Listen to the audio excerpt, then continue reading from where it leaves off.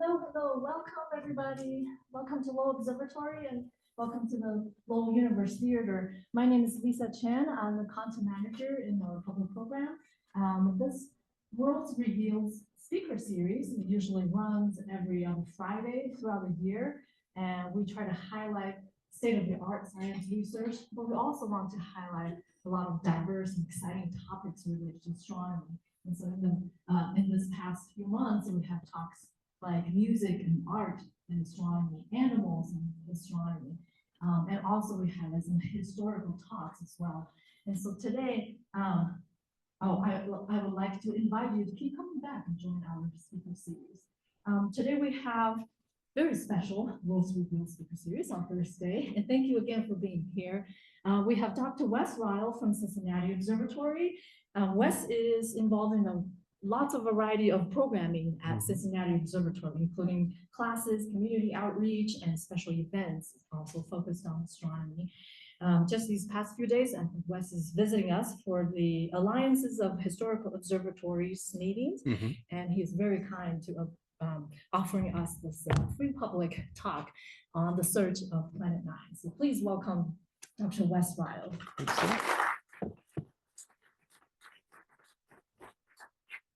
All right, thank you all very much. Like I said, my name is Dr. Wes Ryle. I'm a PhD astronomer. I am currently the astronomer at Cincinnati Observatory, which I know that we're pretty far removed from Cincinnati right now. And it's very nice for me to be able to come back here to Lowell because actually a lot of my dissertation research, the observations for my research were actually carried out at Lowell about 20 years ago.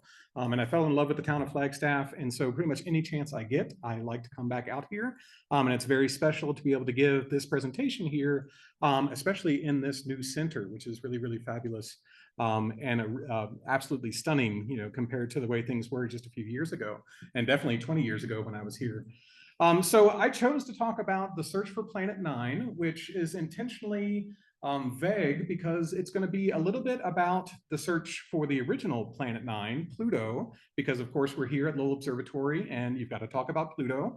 That makes it a little bit intimidating for me because I'm, you know, in holy ground, right, for Pluto. And so if I get anything wrong, I think there's some folks at the edge that might throw things at me. But hopefully I can do it justice. But it's also going to talk, we're also going to talk a little bit about Planet 9 in the sense of more modern observations, because some of you might have heard that there's a renewed search for another planet deeper out in the solar system, even further out beyond Pluto. And so we're going to talk and kind of compare and contrast the original search to that new search that's going on right now. Now, of course, I mentioned that some of this has been in the news, and it's been in the news probably for about a decade now. And so if you go back far enough, there were some initial reports about Planet 9 could be the solar system's missing super Earth. And we'll talk about what we mean by super Earth here in just a moment. And then very quickly, shortly thereafter, of course, if you make a claim about there being another planet in the solar system, immediately people are going to say, well, where is it? And so within a few years, you were already starting to see headlines like, why can't we find Planet 9? And is Planet 9 even real? And so we'll talk about some of those kind of ideas related to, well, if there is this idea that was proposed a decade ago, well, why haven't we actually found this planet that might be out there in the outer solar system? And then here much more recently, so these are headlines from this year, there's been some recent additions to discoveries in the solar system. One of them is called is nicknamed Ammonite. We'll talk about it a little bit and why it might actually kind of go against the idea of this extra planet out in the solar system. And then even more recently, just in September, this is a headline that talks about Planet Y, because as we'll see in this presentation, sometimes we call it Planet 9, sometimes we call it Planet X, depending on kind of historically what you're talking about. And then this is a new discovery that might be a whole other planet altogether that's out there, and they refer to it as Planet Y. And so to get started on that topic, right, on the idea of searching for other planets, it's worthwhile to review the planets that have been known since ancient times, known to antiquity. And so, of course, ancient civilizations knew about the sun, they knew about the moon, and they knew about the Earth. But in addition to that, they knew that planets were something different from stars. And so here we see Mercury, Venus, Earth, Mars, Jupiter, and Saturn. Those were the ones that were known to even ancient civilizations. There's no way to say so-and-so discovered Jupiter, right? It's literally been known for thousands of years. And the way that planets were known to be something different is because they move relative to the background stars. And even ancient civilizations, ancient observers, without the use of telescopes, could clearly see that planets moved. They wandered through the sky over the course of days to weeks to months. And this is showing the path that, for example, Mars takes through the sky. And occasionally, based on the orbits of the planets and the fact that Earth is moving at its own speed around the sun, and then the planet will be moving at a different speed around the sun, you sometimes get these weird motions across the sky called retrograde motion, where it actually appears that Mars stops in its motion, reverses, and then comes back and resumes its original motion. But that motion was something that was noticed to ancient civilizations, and so they realized that planets were different from the stars, and they assigned them extra importance, right? Both religiously, culturally, all those different kinds of ideas. Now, those you don't need a telescope in order to be able to find, and again, they were known for thousands upon thousands of years. This didn't stop people from speculating about the idea of planets being out there that we hadn't discovered yet. And one of the early kind of suggestions for the missing planets in the solar system came from two individuals called Titius and Bode. And so they noticed that if you kind of plot out the locations of the planets in the solar system, you see that Mercury is about 0.4 AU from the sun. And AU stands for astronomical unit. That's just the average distance between the Earth and the sun. And so 1 AU is just the Earth-Sun distance. Mercury is about 4/10 that distance. And then Venus was a little bit further out, and then the Earth, and then Mars. But when you started to look for a pattern, and humans always like to look for patterns, you could start to kind of guess at where other planets might be if they fit into this pattern. And I promise this is the only equation that I've got in this presentation. This is a way of kind of calculating where these missing planets might be. And what you do is you take 0.4, that's the starting point, right? That's Mercury's orbit. And then you add 0.3 to it times 2 to some power. And it starts out at negative infinity because you actually just ignore the times 2 part. So 0.4 plus 0.3 gives you 0.7, which is roughly where Venus is.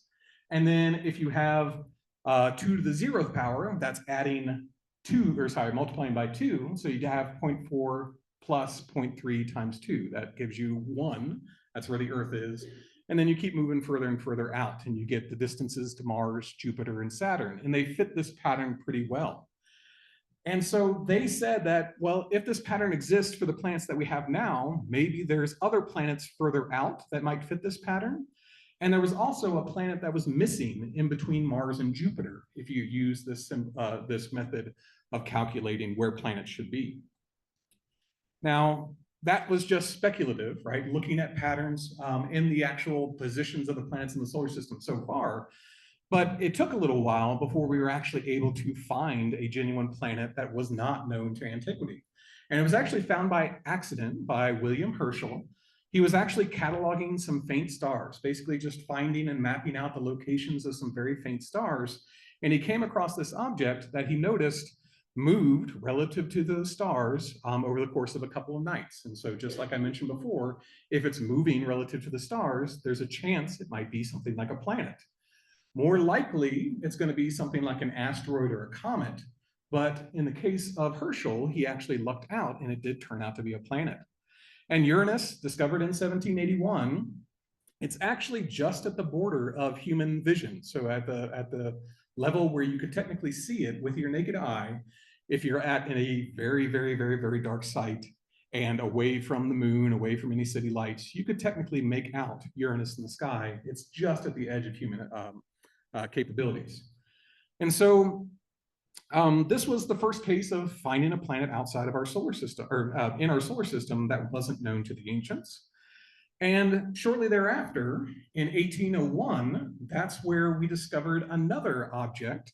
And this one was actually in the spot where they predicted a planet should be in between Mars and Jupiter. And this object that they discovered in 1801, they named Ceres. And after multiple observations, they started to realize that there was something wrong with this object, right? Unlike a planet, which has, a certain level of size, at least the ones that have been found so far, this object was much smaller than what they expected. It didn't really fit in with Mercury, Venus, Earth, and Mars. The other thing that they started to notice real quick is that Ceres, it got called a planet when it was first discovered, 1801. They named it a planet. And even for a few years after that, they still referred to it as a planet. But very quickly, they started to find other objects in the same kind of area of the solar system as Ceres. They found Vesta and Pallas. And what they eventually realized is that they had just found the biggest asteroid, not an actual planet. And so Ceres was in the spot where the planet was supposed to be, but it turned out that it wasn't alone. And so this is fast forwarding to today, right? So back in 1801, Ceres was the only asteroid known. If you go to today, we know of roughly 1 million asteroids. And the color coding here is green ones are ones that are kind of out there in the main asteroid belt, like Ceres is. But then there's also ones that cross the path of Mars and ones that cross the path of Earth. Those are obviously the ones that we pay attention to because they can be a hazard. But from 1801 to today, the number went from 1 to over 1 million, right? And so that's what led to Ceres being kind of reclassified as the largest of the asteroids. And even though that Titius-Bode law suggested that there should be a planet there, it turns out that there's just the asteroid belt there instead. Now, continuing on with our search, right, for other planets that might be out there in the solar system, well, Uranus was discovered, we said, back there in 1781. And of course, when you've got a new planet discovered in the solar system, it's a hot topic for astronomers. They want to observe that planet. They want to track its motion. They want to get all the details that they possibly can about that object. And so they started to watch Uranus very, very, very closely as it orbited the sun. And they could predict, based on the orbits of the other planets and based on the speculated properties of Uranus, what its orbit should do into the future. And as years went by, as decades went by, they found that Uranus was not moving as it was predicted.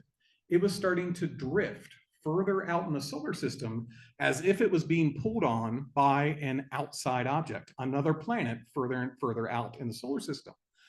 And this is a really, really awesome case where science comes through and creates, an awesome victory, because you could use physics and math to calculate if this object, if Uranus was being pulled on by this unseen planet, based on its motion, you could figure out, well, where should that planet be, right? You can make a prediction, and they did this. So there was 2 groups. There was a French group and a English group. So Leverrier was the French group, head of the French group, and John Couch-Adams was head of the English group. And they made their calculations and predictions on where this unseen planet should be. And fortunately enough, with enough observations and enough careful observations, they were able to discover Neptune in 1846. And this shows the predicted locations of the planet according to Adams and Leverrier. So here's the predicted locations on where it should be. And then here's the actual location of where Neptune came out to be. And so it was kind of a triumph of science, right? That we could actually predict where this planet should be and then use telescopes to find it.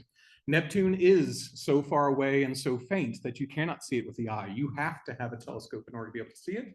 And they were able to successfully do that in 1846. It's worth noting here that by this point, the Titius-Bode law was kind of seen as something that was kind of just coincidence for those early planets that were found, right? Humans do have a tendency to search for patterns, and they place those patterns and want to hold to those patterns as much as possible. And this graph is showing in blue where the planets are predicted to be according to that Titius-Bode law, and then in red where they actually ended up being. And so you can see that it fits very, very well all the way up to Jupiter, even including Ceres as that unseen planet in between Mars and Jupiter. Saturn starts to deviate a little, Uranus starts to deviate a little bit more, and then Neptune was way off of this relationship. It really only worked for things that were close in, and that was kind of by chance more than anything else. And then this even has Pluto on the graph as well, which we're about to get to, showing that it doesn't follow the Titius-Bode law whatsoever. So that brings us up to the search for Pluto, right? And so, as you might guess, right, there was a lot of excitement when folks found Uranus, and then there was a lot more excitement when folks found Neptune. And just like when we found Uranus, we started to track the orbit of Neptune and continue to track the orbit of Uranus.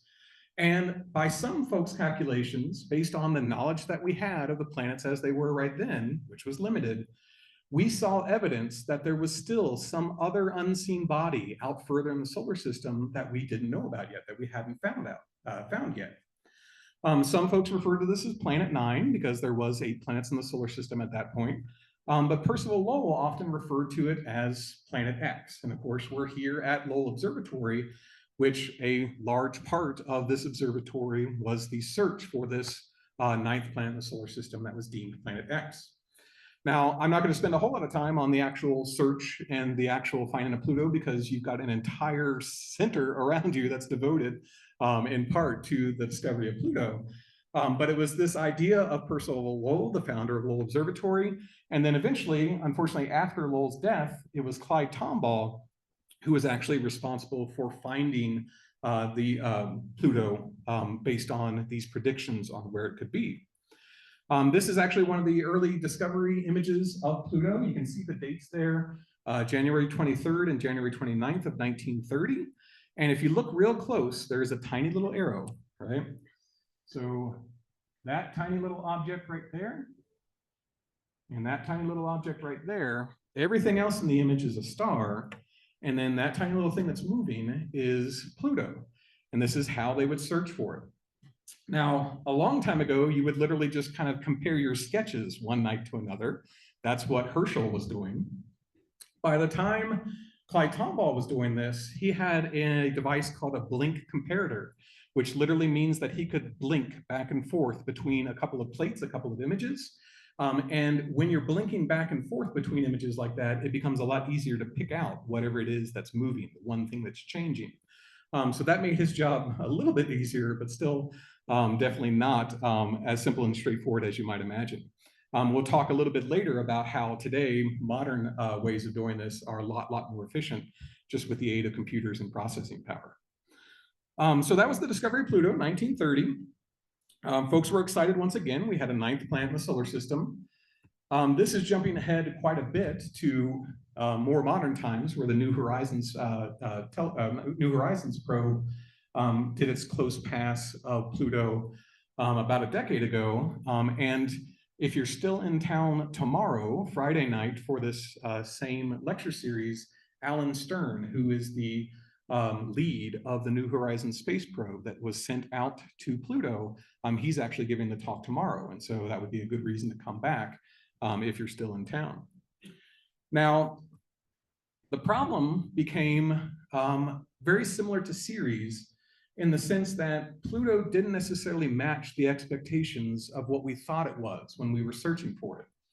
And so we predicted that Pluto was a pretty large planet, must have been a pretty large planet based on the way that we thought Uranus and Neptune were deviating in their orbits. But as time went on and we got more detailed measurements of the size of Pluto and the mass of Pluto, we realized it was a lot smaller than what we thought. And so this graph is showing initially on, this is in terms of mass of the Earth, we thought Pluto should be between 1 and 10 times the mass of the Earth, a big planet. But then by the time it was discovered, it was down to about 1 Earth mass, right? So about the same size as the Earth.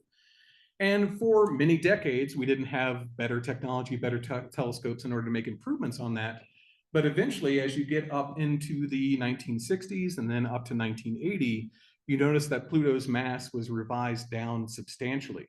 And over here, this is a notation indicating that by the end, Pluto was less than 100th the mass of the Earth. And so much tinier than we initially expected and much tinier than the Earth.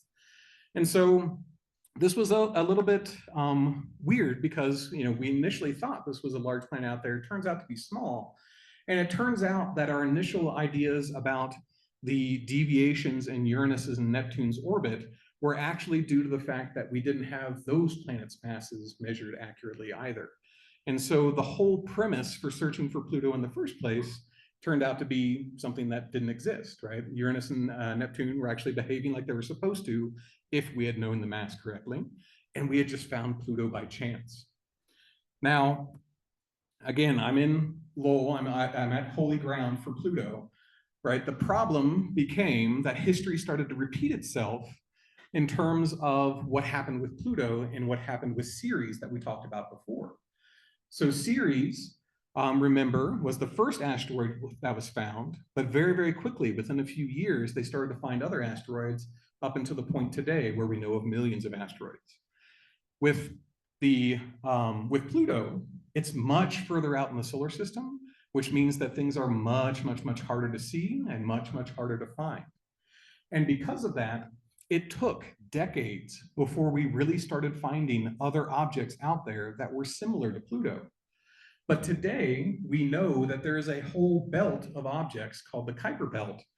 And that Kuiper Belt is likely kind of just as populated as the asteroid belt, but we're just at the point where we're beginning to discover objects that are out there. We're up to like thousands of objects, not up in the millions yet, but thousands of objects that are out there. And so this is a graphic that's kind of showing kind of a rendition of what we think the Kuiper Belt looks like.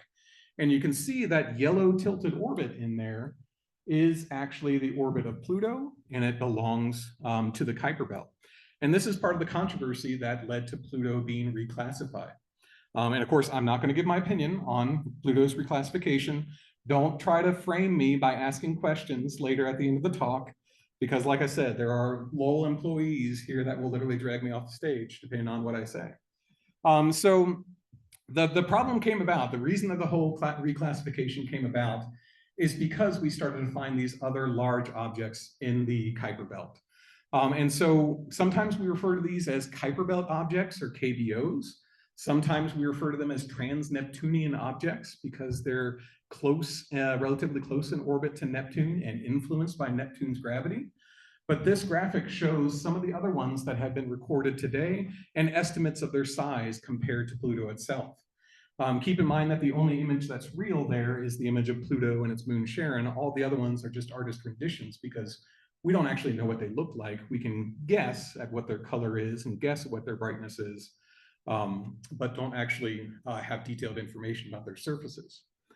Eris was really the one that caused the most trouble because it was the first one that was about the same size as Pluto. It's very similar in orbit. And of course, they wanted credit for, you had a choice. You either let Eris in as the 10th planet, or you reconsider what Pluto is. And then other ones came along, right? So Haumea, Makemake, Quorar, Sedna, lots of different ones that are out there, all very similar in size to Pluto, all in similar orbits. And so the astronomical community had to come together and make a decision on whether Pluto should remain a planet or whether it should be reclassified as one of these Kuiper Belt objects. And of course, folks here at Lowell would probably say that the astronomical community made the wrong decision by classifying Pluto. And there's a lot of people that are still sour about that idea out there as well. Now, that leads us up to where we are today. Okay, so Pluto was planet 9. It was planet X. And for a while, that was kind of the end of the story. But then again, history repeats itself. About 10 years ago, there were some additional observations that were made of some of these trans-Neptunian objects that were out there that led folks to believe that there might be another unseen planet further out in the solar system that was influencing the orbits of some of these objects out there in the Kuiper Belt.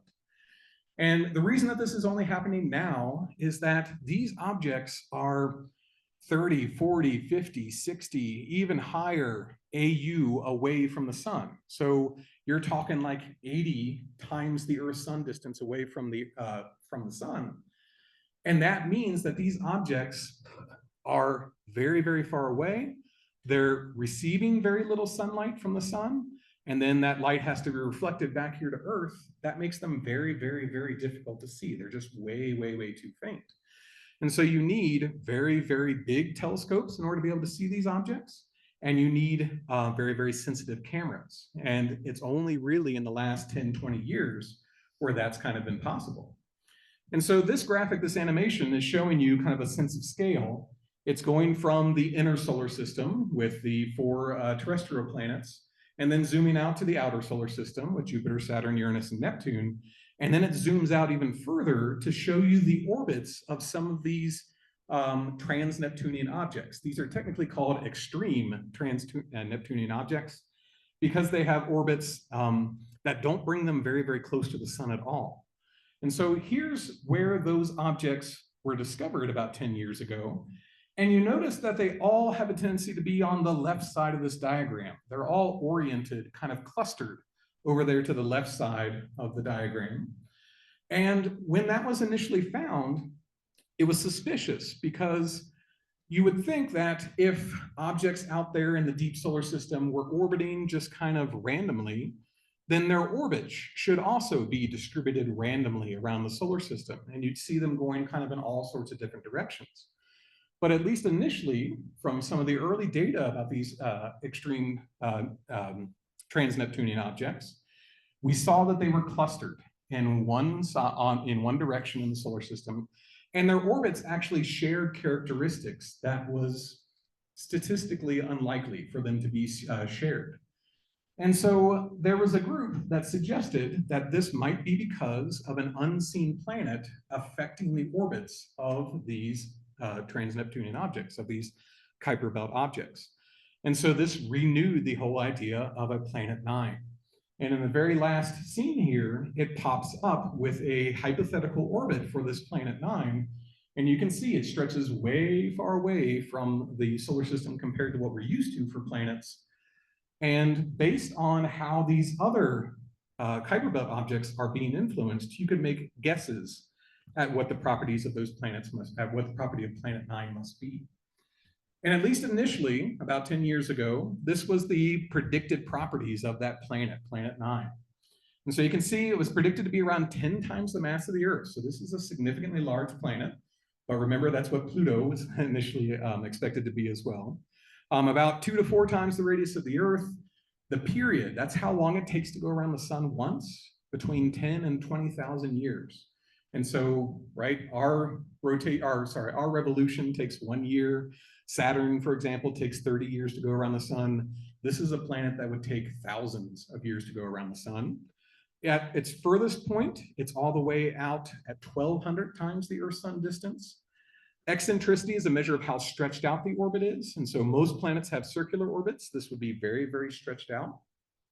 And then it was tilted compared to the rest of the solar system based on how it was theoretically influencing those other planets as well. Now, the reason that this was particularly interesting is that it was referred to as a possible super Earth, right? And that was one of the headlines that I had at the very beginning of the presentation. And a super Earth is just like it sounds. It's a planet that's maybe 2 or 3 times more massive than the Earth, but it's still solid. It's still a solid body. Now, the problem is that if an object gets much more massive than that and forms in the kind of closer into the sun, at least initially, that's where it tends to pick up gas and become more of a gas giant or an ice giant. And so, for example, Neptune and Uranus are referred to as ice giants or small gas giants. This planet 9, with its mass, is somewhere in between an Earth-sized planet and, say, a Neptune-sized planet. And there's no other planet in the solar system that fits this category. But one of the other things that's happened in recent astronomical studies, because our telescopes have gotten bigger and better and our equipment has gotten bigger and better, is that we've started to explore and figure out the sizes of planets outside of our solar system, exoplanets, planets around other stars. And this is a histogram, so basically just showing the number of planets in these different size categories. And what you notice is that on the left-hand side are planets like Mercury, Venus, Earth, and Mars, right? And so those are planets that we have in our solar system. And yes, we do find analogs out there in other star systems. And then on the right-hand side, you see Neptune and Uranus and Saturn and Jupiter, the larger planets. And yes, we do see those out there as well. But the most common type of exoplanet that we've found based on all of our studies so far are planets that are in between Earth and something Neptune or Uranus size. And so this whole idea of a super Earth, it's the most common type of exoplanet out there, but it's something that we do not have in our own solar system, unless this planet 9 maybe fits the bill and actually is that kind of missing super Earth in our solar system. Now, a legitimate question would be, if there is this planet out there deep in our solar system, this large planet deep out in the solar system, how did it actually get out there? And there's a few different ways that are possible explanations for how it got out there. One is that it actually just formed out there. And so along the top is just the idea that this planet formed at the distant reaches of the solar system and then got disturbed into the orbit that it's in now. That's probably one of the most least likely, just because in order to build up a planet, you usually have to have a lot of material, right? You're literally building a planet out of the material that's in the initial solar nebula, right? When the sun and the planets are still first forming. And so to build up this big, massive planet, you have to have a lot of material to do it. And way out there at the edges of the solar system, there's just not a whole lot of material for planet building. The kind of more likely scenario is the middle one, where this planet formed with the rest of the planets and then got ejected as a result of an interaction between planets. One of the things that we're pretty certain of nowadays is that when planets were forming in our solar system, collisions and interactions were very, very, very common.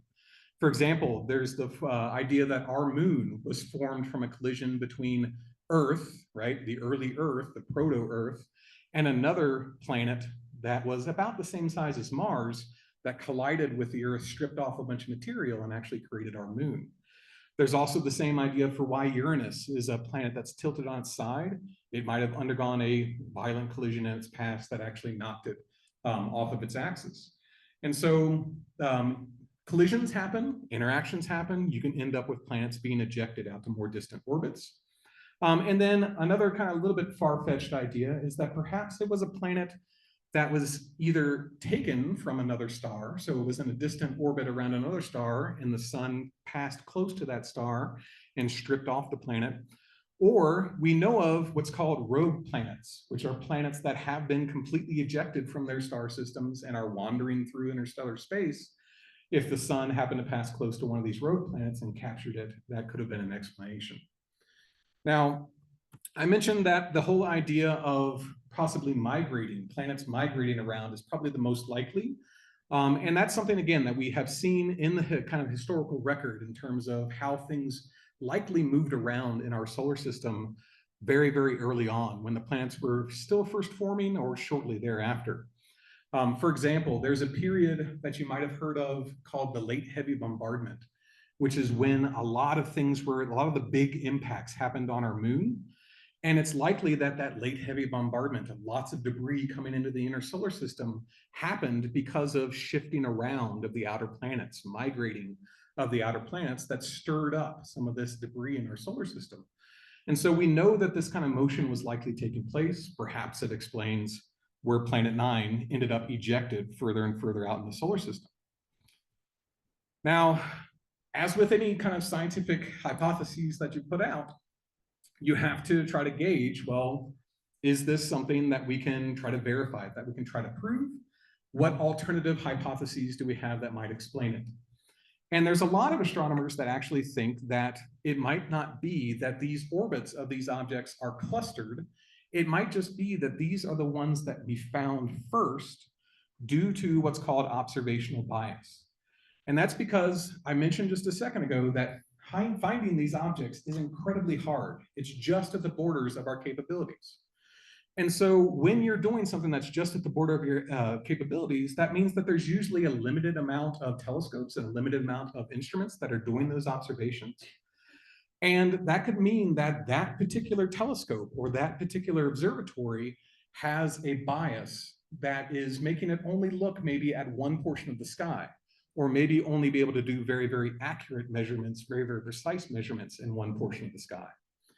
For example, when you're searching for asteroids, do you remember that picture of the discovery image of Pluto, right? That tiny little dot? Well, when you're looking for asteroids or comets that are towards the center of our galaxy or towards the plane of our galaxy, it gets incredibly thick with stars, right? So thick that it becomes really, really, really, really, really hard to find a tiny little dot moving relative to that incredibly dense background of stars. And so that's one example of observational bias, right? It's going to be harder to find objects that are in the plane of our galaxy, the plane of the Milky Way, than it is anywhere else. And so there were scientists who suggested that this wasn't an actual clumping, that it was more likely due to the fact that there was some observational bias in the data. But of course, the nice thing about science is that you can argue all you want. All that matters is what are the actual results, what are the actual observations that you can do to back things up. And the picture that I showed you a second ago was the initial data from about 10 years ago. This is more recent, and it's starting to show you that there's other extreme trans-Neptunian objects out there that don't necessarily fit the same bill as some of those early objects. And so in this picture, the green orbit is the hypothetical orbit of Planet 9. And you see that while there are still a lot that are clustered opposite of Planet 9's orbit, there are some that are in the same kind of general direction as Planet 9. And that's suggesting that at least maybe these initial observations were a little bit biased and there's more of a distribution. There was one that was found just earlier this year, again, nicknamed Ammonite. And this is in kind of that reddish color there in the diagram. So this TNO for this trans-Neptunian object, nicknamed Ammonite. And again, you can see it doesn't fit the same kind of clustering as some of the others. And so there's early speculation that, for example, Ammonite and some others might be something that kind of puts the X in this idea of planet X. Now, I also mentioned at the beginning of the talk, planet Y. This is actually evidence that there might be closer in the Kuiper belt, closer to Neptune, some patterns that show up in the orbits of the objects of those objects that suggest that there might be like a Mercury to Earth mass planet that's doing some disturbing. And so it's actually something different from planet X. It's planet Y, right? That's doing a different effect in the inner solar system or in the outer solar system. But just like with planet X, we actually need observations in order to back these things up. And here's the positive thing that I have to say about all this is that answers will be coming very, very soon. And that's in part because we are continuing to get bigger and better instruments. Vera Rubin Observatory just opened up in Chile. And Vera Rubin has the largest CCD camera, the largest imaging camera for astronomy that's ever been built. And so the really spectacular thing about the Vera Rubin Observatory is that it's going to image very large portions of the sky, essentially the entire sky that it can see roughly every 3 nights. And it's going to get detailed measurements of positions of all those objects and the brightness of all those objects. And that means that it's going to be able to pick out asteroids and comets at a rate that has never been achieved before. And to give you a sense of how likely successful this is going to be, they released just earlier this summer, some of the initial results for asteroid hunting. And not just asteroid hunting, but asteroids, Kuiper belt objects, any of these small solar system objects. And so this is a little video that kind of showcases those results so far.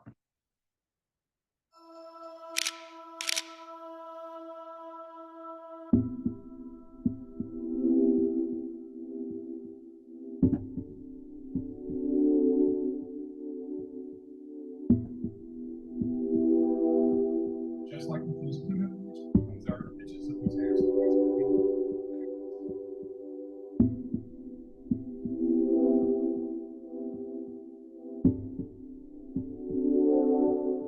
Within one night, 989. Nights 1355.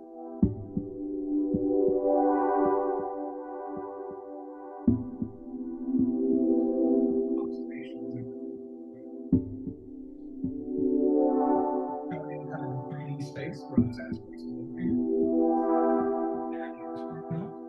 But if you look far into the solar system, distant objects as well.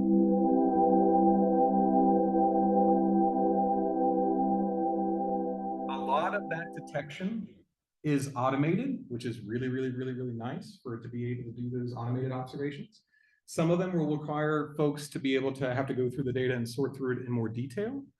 But the amazing thing about Vera Rubin Observatory, it's expected to last at least its initial mission about 10 years. And it's expected to take the number of known asteroids from about 1 million to 4 million, and the number of known Kuiper Belt objects likely from about 4,000 to 40,000. And so if Planet X is out there, or if Planet 9 is out there, it has a very, very decent shot of actually being able to literally find them, to literally detect them. And if they're not out there, or if they're so far away that they're not detectable, it's going to find enough of these objects to show whether that influence is actually there, whether that disturbance that it's causing is actually there, and kind of finally put the nail in the coffin in terms of whether these planets are out there or not. So thank you so much. I hope you learned a little something about both the history of the search for Planet 9 for Pluto, and then also the current search for Planet 9. If you're here, you must be interested in astronomy, and you must be interested in observatories. If you are ever in the Cincinnati area, we have a beautiful observatory there. We have one of the oldest telescopes in the world. It's a 180-year-old telescope called the Mitchell Telescope. And it's the telescope that we still use for observations. And so beautiful instrument made of mahogany and brass, lots of programming. And of course, Cincinnati is an awesome place to go. So we hope to see you at some point in the future. Thank you.